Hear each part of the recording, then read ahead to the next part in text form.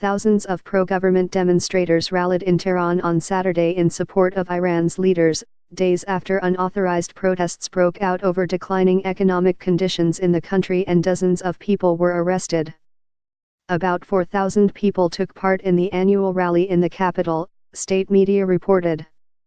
The planned event commemorated pro-government counter-demonstrations against those who had challenged the re-election of Mahmoud Ahmadinejad as president in 2009. State television stations showed marchers carrying banners in support of Iran's supreme leader, Ayatollah Ali Khomeini, in Mashhad, Iran's second-largest city.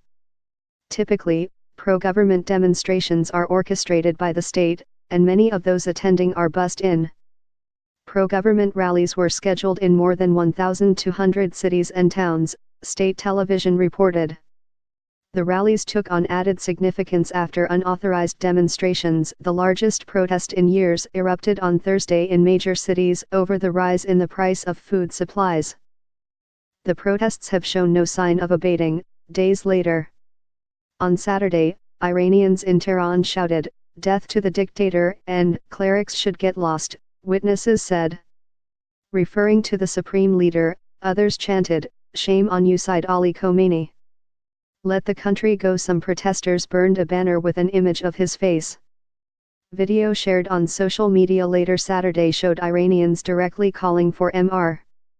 Khomeini to step down, chanting, "Referendum, referendum, this is the slogan of the people." After the 1979 revolution, the Islamic Republic was established with a referendum. Overtly political demonstrations are rare in Iran, where security services are omnipresent, and officials called on the crowds to halt them.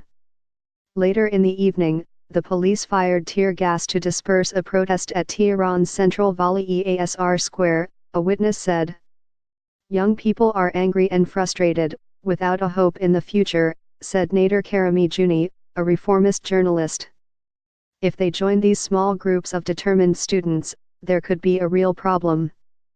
Interior Minister Abdulrahman Rahmani Fajli urged Iranians on Saturday not to participate in these illegal gatherings, as they will create problems for themselves and other citizens, according to the BBC.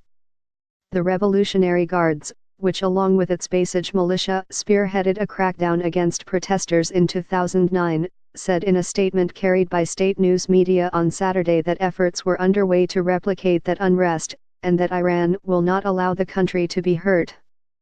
President Trump tweeted support for the protesters, saying the government should respect the people's right to express themselves. "The world is watching," Mr. Trump said. A spokesman for the Ministry of Foreign Affairs, Bahram Qasemi, condemned the statement by the president, and another by the State Department supporting the protesters, as meddlesome and opportunistic. In a rare move, state television broadcast images of the protests on Saturday, acknowledging that some people were chanting the name of Iran's one-time Shah, who fled into exile before its 1979 Islamic Revolution. Some social media users called for more anti-government rallies in Tehran and other cities later Saturday.